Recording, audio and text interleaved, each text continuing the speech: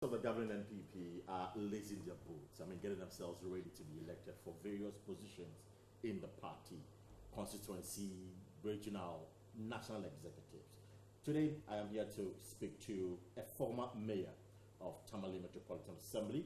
He is also a former campaign aide, also now or currently the deputy CEO for the Forestry Commission.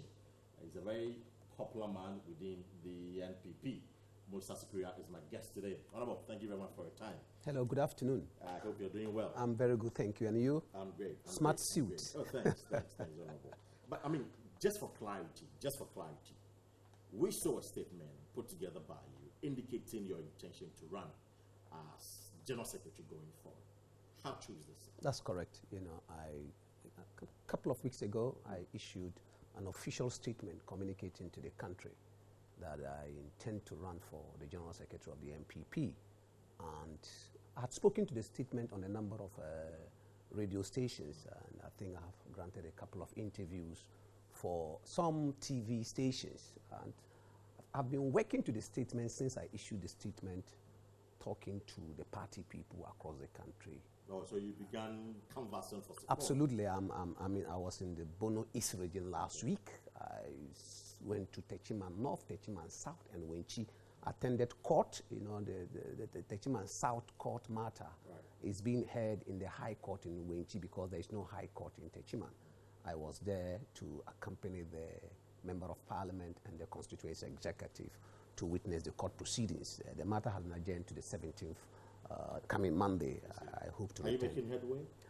Yeah, I'm speaking to the party. I'm talking about the contest. The court case. Oh yes, I'm sure that was the first time I went there, and when the lawyer of the Electoral Commission was cross-examining the NDC gentleman, I just saw that they had no case, even though I don't have a legal background. But my simple analysis of the contradictions of the NDC persons suggested to me that they had no case. I mean, you can't just want to whittle off the mandate of the people like that. They voted in an election, they produced a member of parliament, and you think that you can use the judiciary to undermine the system. And so it hasn't been easy for them. And that is why I am calling for the speedy analysis of these things in court so that we can get the members of parliament who are in court focus on their job, representing the people in the constituency. So I'm sure that at the end of the day, we are going to win the case. See, how are party supporters receiving the message of you attempting to become the General Secretary? Yeah, yes, I mean, Leonardo teaches me that, you know, if you want to win an election, you go to the party people. There is nothing you can do apart from going to the constituency people and campaigning and telling them who you are, your history in the party, what you can do for the party, the level of your competence, and the understanding of our democracy, and what you can do as a general secretary that can outcompete the opponent's general secretary. And I tell you, it's been overwhelmingly received. People are excited that the party is now being rejuvenated. Some energy is being provided in the machinery of the party, and they are receiving my message. They are very happy. You talk about Leonardo, and okay, well, I'm quite curious. Have you spoken to him? Does he have your blessing? I mean, his blessing. Do you have his blessing? He's a very, very open-minded person, a full-time Democrat. I mean, I'm sure that he will be the last person to want to say he doesn't bless anybody to contest an election because. But he's appointing authority, appointed you to become the deputy CEO. Absolutely. Of Forestry Commission. Yes. And so you are running around campaigning. I do that. I do that over the weekends. I don't do my campaign. I'm a very principled official of government. I don't go around in weekdays campaigning. I do that over the weekend. Because there are precedents. I mean, you are told that Siga boss resigned to focus on his campaign as someone who wants to lead the party in his capacity as the chairman of the party. So there are those who have said that. You may want to step down. Fully concentrate. That is the strategy. That is the strategy of Asebi, and I respect that. Everybody has a strategy. I'm not going to publicly discuss my strategy on national television. But what I know is that I'm working very hard. I'm communicating to the party people, especially the constituency officers, our polling station executive, communicators of our party, and volunteering groups of the party who worked so hard for us to win 2016 and worked extra hard for us to retain, to be re-elected in government. So that's my strategy. So you won't resign? You won't step down? I don't know. I don't know yet, but I'm still, if I have to review my strategy, I will do that, and then you will see it, because it's going to be a public one. I see, because I asked this question because many have raised concerns. I mean, if you go on social media, if you read some of the comments, I've talked about how your activity perhaps may undermine the whole essence of trying to build a proper or effective forest commission, because once you go out there, the job is being abandoned. You've left your official capacity as a deputy CEO and now they're going to You see, this is an unintelligent analysis. Every government is a production of politics. Right. There's no government that is born out without politics. So we're still doing the politics. Everybody is a politician in one way or the other in government. Right. So if you want to be active in the politics and want to have a position in your party, and you are also an official of government, it doesn't contradict in any way. In fact, the laws of the country would have clearly stated that there is no law in this country which says that if you are an official of government, you shouldn't aspire to hold a party position. What you don't do is to abuse your authority and abuse the power. So you don't use state vehicles to go and campaign. You should go to work. You should do that when you are on holiday, or when you are not officially at work. Then you can do that. I mean, our country is a very vast country, and it encourages people to achieve whatever they set out to achieve. And that is why the constitution, for example, of our country would not debar people who are holding government position from aspiring to be executives of their party, because all the politics we are doing in government is the politics we do in our parties to produce a government. So what you're doing is not affecting your work? No, at all. I mean, right now I'm on break. Right. I'm on an hour break, and that is why I have accepted to come and do this interview. As soon as I'm done with the interview, I go back to the office. I am concentrating on my work during work hours and making sure that I help my chief executive to achieve his vision, which will fit into the bigger vision of the minister and the vision of the president. You're on record, you have said that the party is weak, the NPP party is weak. Why? I mean, the base is weak. Why is the base? The base weak because people have suffered for this party. They have worked so hard. In 2016, I was following the presidential candidate around the country, and I saw how people worked so hard to bring our party to government. It wasn't easy in 2020 elections, and people have worked so hard. But the problem now is that our polling station executives appear to be confused that how can they find people to address their problems. Constituency officers of the party are struggling every day. Some of them are unemployed. Some of them have no jobs. It doesn't look good for them, and that is why the energy is lost. And when the energy is lost, you become weak. Anybody whose energy is lost, you become weak. And so the base of the party is weak. And I am calling on our party to rethink the way we handle the structures of the party across the country. And as part of the rethinking, I have published a 10-point lead plan. And I'm sure you have read it somewhere. If you haven't, I'll probably have the opportunity to discuss part of some of the plan. So what are some part of the 10-point plan? One of the 10 points is to now rethink the way we manage this party. I mean, the top to bottom approach probably is unfit for purpose. It's not something that is working. We'll have to review that strategy and now manage the party considerably from bottom to top. Pay a lot of attention at the grassroots level, in the constituency level, at the electoral area coordinating level, and do a lot of clerical administrative work on, at the top, so that we can push out our organizers and party officers to concentrate at the local level, so that we can produce an effective, efficient machinery at the local level to join the strategy to pull and push. So is it an understanding that the current crop of executives have abandoned the grassroots? I am not the person to communicate that. All I am telling But you, but all I'm telling you that the base, all I'm saying to you that the party's weak. I'm not going to get involved with because I'm not going to win this election on the weakness of the current executive. I'm going to win it on my vision and my plan, and I want to discuss what I can do for this party to revive and rejuvenate the base of their party so that we can put up a strong machinery. And the machinery is going to do the struggle. I mean, the pulling and the pushing is going to be done by the machinery.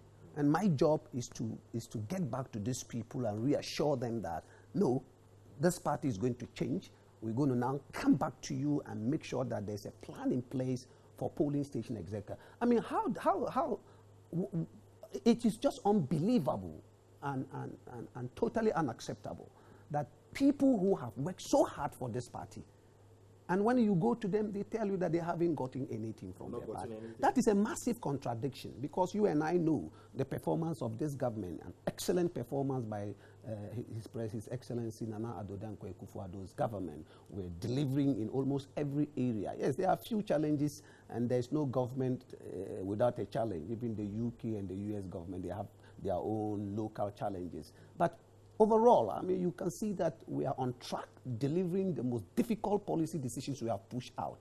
But how then can such a government doing well for their country and being rated to be doing extremely brilliant, that it has a party that is weak, that is suffering, people are angry, there are a lot of anger in the system.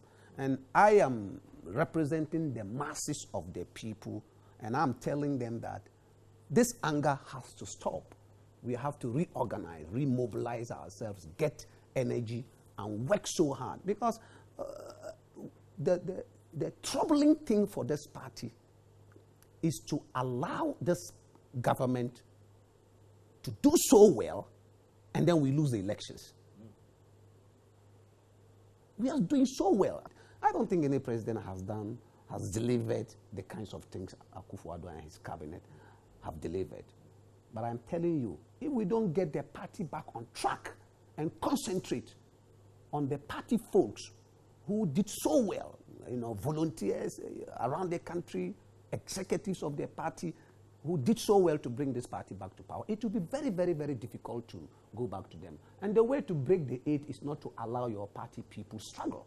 The way to break the eight is to excite your party people, motivate them, get them on track, find help for them, and then they know that, we are happy that this party. I'm struggling to reconcile how you claim that the party is doing so well, and yet people within the party are not happy, are struggling.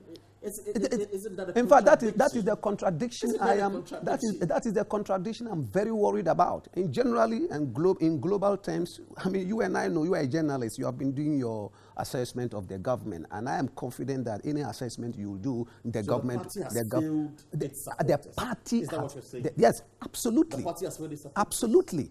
The government is delivering, we're delivering well, and the agenda of the job of the government is to look after the country. That is a huge responsibility, very huge responsibility. So the party has a lesser job. Just look after a few people. We have less than 5,000 constituency officers around the country. Polling station officers are there. Every polling station will have 5 people, electoral area coordinator, council of elders. There should be a plan, and that plan should be publicly communicated. We are a party in government. We are not going to illegally go and take money and go and do things. But there are so many things we can do to resource our party people legally. Well, when you talk about breaking the eight, it's a crucial election the NPP is going into. And there are those who have said, of course, I've heard some of the party communicators, some party chairman, constituency chairman, indicating that you need experienced hands to win the election 2024. And if you look at the current crop of the executives, it is only the general secretary who is seeking re-election. The chairman is going, the treasurer. I mean, they are all moving to different areas. The national organizer is no more there. And so you will be committing a political suicide if any individual shows up to contest the general secretary. How do you respond to that? No, but experience is built. Experience is sought. This is a general secretary who won the election for you in 2016 and subsequently in 2020. That's why I'm saying, when you, if you allow me to experience, you don't just get up and say you are experienced. You start something and then you gather experience. And when we are talking about party work, my experience in this party work cannot be disputed. As a foundation member of this party, I've gone through the mill. I contested for general national organizer in 2005. In fact, I was NPP's parliamentary candidate in the Tamale Central constituency in 2012.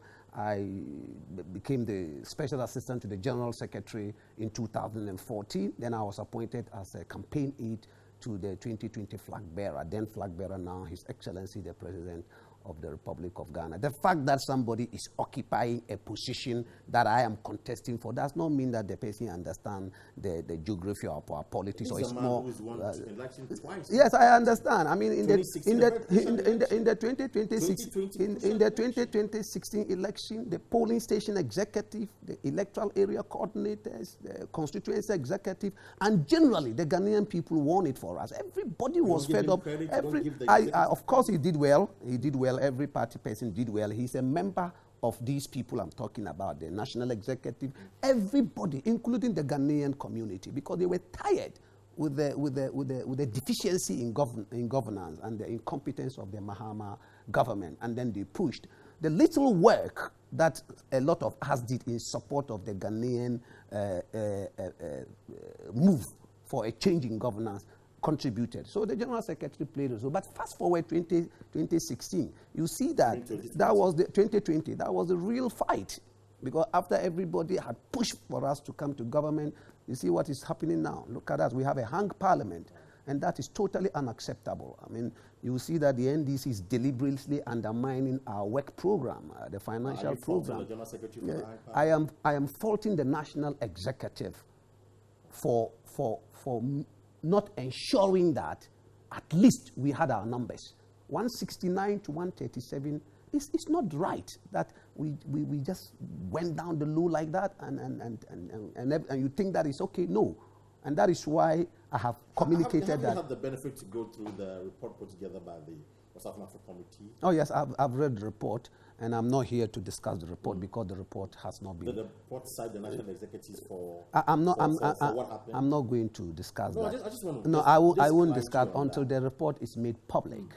I am not in a position to discuss a report that has not been made public. I'm a private, and I'm privy to the report. I'm a very strong party person. I will not be. I will not be discussing a report that has not been published by my party. I'm a very, very serious NPP person. I respect the rules and regulations of the party. All I'm saying to you is that the current crop of national executive will have to give way. They look tired. They look uninnovative. They didn't have a work plan. They didn't have an activity plan. The party was left without proper supervision, and that is why everywhere you go in this country, every single party member is complaining. They complain, and I have issued a 10-point plan. And that is what I want us to discuss, but you don't want to discuss that. No. You talked about reorganization. Yes, so what are you bringing on board? So, I mean, as Musah Superior, who want to be a general? I want a proper headquarters. I am sure some time ago there was a discussion about building a party headquarters. I am not sure that discussion is being held again. I haven't heard anybody talk about it. I want a proper headquarters. That headquarters is a very tiny headquarters, scrambled, no space. If you don't have space, you can't think. So I want a proper headquarters so that we can. How does space contribute to intelligence and work plan and thinking? Yes, space provides light. It provides freedom. If you are kept in a corner and you are sweaty, you can't think. Of course, you are. I'm a psychologist. Yes, I'm a state of the mind. Absolutely. And I'm telling you, some of the space, body language in a conversation helps. If you come together like this and I get close to you and I'm talking to you, you're going to get very, very uncomfortable. You need space to be able to think. You need light to provide some wisdom for you to think. And I'm saying that, we need a fully equipped national headquarters That's my vision. My vision is to mobilize the steering committee and the National Executive Committee, of course with the permission of the national chairman, and then we can have this discussion at the National Council level so that we can, as soon as the election is over and we are put in place, the new steering committee should have a proper, tangible conversation about how we are going to put up a structure. That's number one. Number two, when you are elected an officer of the party, you've got to report to the party headquarters at least a day, every day, to work for the party. I am not going to be running this party in absentia. I won't be running this party in absentia. I will make sure that, remember our constitution is clear, the general secretary is the most functional officer of the party, and you are literally the chief executive officer of the party. And there are three things you've got to do. You've got to run the party politically, you've got to make sure that the party is accessible, and you've got to run the party professionally. So you have to be there. People come to their party headquarters and then they see nobody. That is not good. It is not good for the party. It's not good for the image of whoever is an officer. So we have to change the way we operate, and that is why I will be in the HQ and talking to the people and listening to their views. And this is the mobilization of these views that I can do an action plan with. You cannot do an action plan without. And then the action plan will then show us how we can address the challenges of the party. We're also looking at the communications unit of the party. It's something I'm going to look at. I mean, we have wealthier brains in this party that probably have not been contacted. There is the need for us to have a holistic conversation, inviting our party wealthier brains in communications to look to review the way we handle our communication. Logistics, the communication directorate must have up-to-date logistics. I don't think we have a call center. I have not seen a number saying that if you are a Ghanaian citizen or whatever and you want to contact public, we should have a call center. For those who want to communicate on behalf of the party. Absolutely, there should be a call center. In fact, not only for those who want to communicate on behalf, for the Ghanaian citizens. People have views. They don't necessarily support your party, but they think that you have a policy that is okay, and if they have issues to correct, they should be able to access the party headquarters and do that. The other thing is discipline. We are going to look at discipline. Does the party, yes, there's some discipline in the party. There should be discipline in the party. Discipline in the party? There's some level of indiscipline. Some level of indiscipline. What constitutes level of indiscipline? People, for example, just get up and then they do what they want at the constituency level. They have a lot of issues that have not been addressed. People not following basic rules of their party and doing what they want to do. These are all issues that I have to supervise. You talk of basic rules of the party. Yes. I know the party, and correct me if I'm wrong, yeah. The party has banned individuals from campaigning. Yeah. But you clearly have told me and admitted that you've been going around discussing people. Isn't that a breach the party hasn't banned anybody from talking about your aspiration and your vision. Mm-hmm. The party hasn't banned. In fact, what right has the party got to try and cut your aspirations? You see, for now, the party hasn't banned that. Campaign, wait until nominations are open. No. When it's open, then we can now openly. No, the party hasn't said that. I haven't seen such a regulation. You haven't seen No, the party hasn't said that. The National Council was talking about presidential, the decision of the National Council. Yes. So that it is not applicable. We are in election mode. 7 months to election, and the party will issue a statement and say nobody. When are you going to campaign? So that is why it will not be proper, even if the party does that. Well, we are examining the national. No, constituency executives are campaigning, polling station executives are campaigning, regional. Everybody is campaigning because this is the year of the reorganization of the NPP. We're going to have polling station elections in February, and then in March we will have electoral area coordinator elections, and then constituency elections, regional elections, and national elections. And the national elections, I'm sure, is tentatively scheduled around July. So if you are out there telling the people you are the most appropriate person for the job, I don't think that is bad. Honorable, we are running out of time, but briefly, you're confident that going forward, you're going to win a general secretary election? I will win the general secretary. There's no two ways about it. The party people have told me they need somebody who will be assertive. They need somebody who can motivate the party people. They need somebody who can challenge the NDC at all times. You know, I say, there should be somebody who should draw him down. I'm not talking about my general secretary. I'm talking about myself. He's the main competitor. I'm saying that is why I say I'm not going to win this election on his weakness, and that is why I will not want to be discussing all this. We have reassured the party people that everything you have said is being said elsewhere. Anywhere I go, every constituency I go, people are complaining. The other constituency I go, the same come. I tell them, no, I'm coming in with a blueprint. I am winning this election on the blueprint. Why is our youth wing operating half strength? The mobilizing anchor of our party, the youth wing, is operating half strength. Why is the women's wing not fit for purpose? Why is the Nasara coordinator not delivering? These are all issues we have to discuss. And I want to lead this discussion.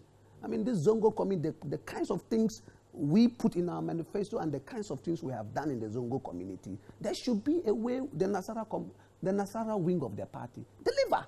And I am going to review the workings of this special wing, TESCON, an important intellectual base of the party. Why is it stagnated? Why is it that you just hear that TESCON, they have a conference and that is all? No, we have to use TESCON in research work. We have to use TESCON in intellectual discussions and promote their views and let them out there, push them so that they can work for this party for 2022. 2024 is the most crucial elections for the NPP. It is crucial because we cannot do so well and just hand over power to the NDC. So I want to lead the effort. I want to be the face of the party, and I want to go out there and let the party reconnect and basically get everybody united. Because when we finish the contest, we have to come back. When the presidential primary finishes, we have to come back. So you need somebody with that personality who can bring everybody together so that we can go into the election, like I said, with a full strength. Honorable, well, thank you very much for your time this afternoon. Musah Superior is in fact, he's a former mayor of Tamale. I thought we were going to discuss a little bit of Tamale. We'll find time. I mean, okay. There's enough that's right. time for yes, us. I love Tamale so much. I see. That every opportunity I want to talk about Tamale. Why you failed to apply for the MCA, yes. Okay, so in future we'll go to look at all of that. But I wish you well.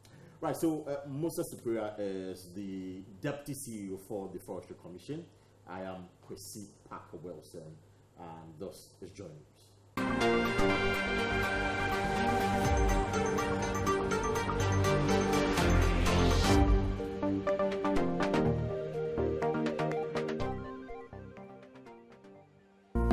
Thank you for watching. Subscribe and click the bell icon and get notified every time we share something interesting. We would love to have you on there.